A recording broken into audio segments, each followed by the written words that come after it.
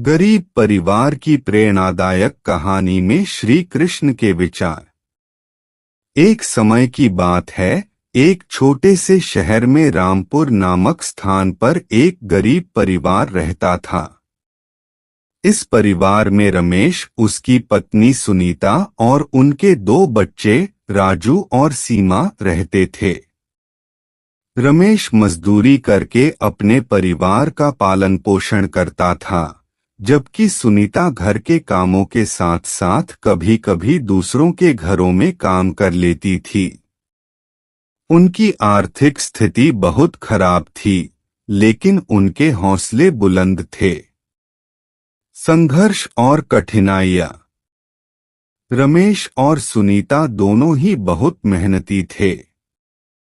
रमेश रोज सुबह जल्दी उठकर काम की तलाश में निकल जाता और देर शाम तक मेहनत करता। बावजूद इसके उनकी आमदनी इतनी कम थी कि वे बमुश्किल अपने बच्चों के लिए 2 वक्त का खाना जुटा पाते थे। कभी कभी तो ऐसा होता कि उनके पास खाना नहीं होता, तब भी वे एक दूसरे को हिम्मत बंधाते रहते।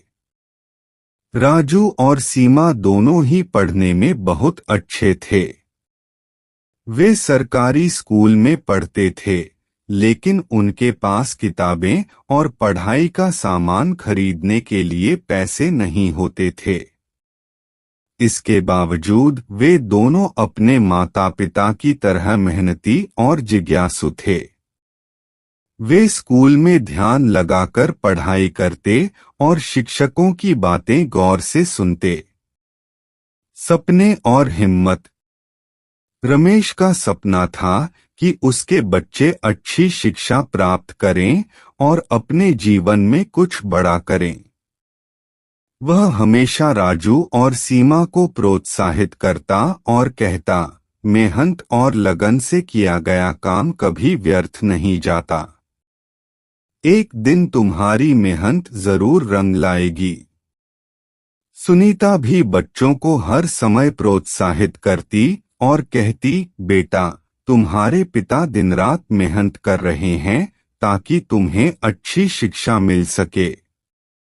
तुम बस अपने लक्ष्य पर ध्यान दो और कड़ी मेहनत करो। श्री कृष्ण के विचार। रमेश और सुनीता अपने बच्चों को प्रोत्साहित करने के लिए श्री कृष्ण के उपदेशों का सहारा लेते। वे अक्सर गीता के श्लोकों का उदाहरण देते। कर्म का महत्व श्री कृष्ण ने भगवद गीता में कहा है, कर्मण्येवाधिकारस्ते मा फलेषु कदाचन, अर्थात तुम्हारा अधिकार केवल कर्म करने में है, उसके फलों में नहीं। रमेश अपने बच्चों को समझाता कि हमें बस अपने कर्तव्यों का पालन करना चाहिए, फल की चिंता नहीं करनी चाहिए।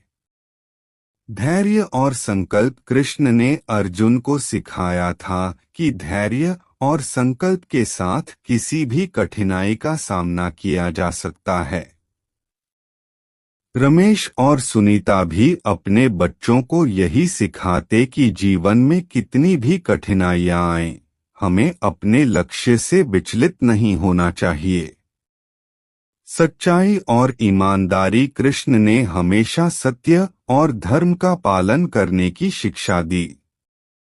रमेश अपने बच्चों को सिखाता कि सच्चाई और ईमानदारी के मार्ग पर चलने से ही जीवन में सच्ची सफलता मिलती है। संघर्ष का फल। राजू और सीमा ने अपने माता पिता और श्री कृष्ण के उपदेशों को दिल से लगा लिया।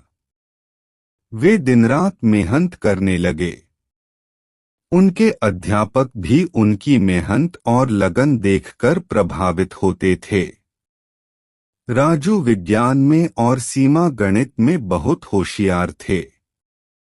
उनकी मेहनत का फल तब मिला जब दोनों ने अपने स्कूल की परीक्षाओं में टॉप किया। बदलाव की शुरुआत। राजू को आगे की पढ़ाई के लिए स्कॉलरशिप मिल गई और उसने इंजीनियरिंग की पढ़ाई शुरू की। सीमा ने भी स्कॉलरशिप प्राप्त करके मेडिकल की पढ़ाई शुरू की। उनके इस सफलता से रमेश और सुनीता की मेहनत सार्थक हो गई। रमेश को अपने बच्चों पर गर्व था और वह हमेशा कहता, मेहनत और ईमानदारी से किया गया काम कभी बेकार नहीं जाता। आज राजू एक सफल इंजीनियर है और सीमा एक सफल डॉक्टर। उन्होंने अपने माता पिता की मेहनत और संघर्ष को कभी नहीं भूला और अपने माता पिता के सपनों को साकार किया। उनका जीवन इस बात का प्रमाण है कि कठिन परिश्रम, लगन और संकल्प से किसी भी बाधा को पार किया जा सकता है। इस कहानी में श्री कृष्ण के विचार और उपदेश हमें यह सीख देते हैं कि हालात चाहे जैसे भी हों, मेहनत, लगन और सकारात्मक सोच से हम अपने सपनों को साकार कर सकते हैं। रमेश और सुनीता की प्रेरणा, राजू और सीमा की मेहनत और श्री कृष्ण के उपदेश हमें यह विश्वास दिलाते हैं कि सच्ची सफलता उन लोगों को मिलती है जो अपने लक्ष्य के प्रति सच्ची निष्ठा और समर्पण रखते हैं।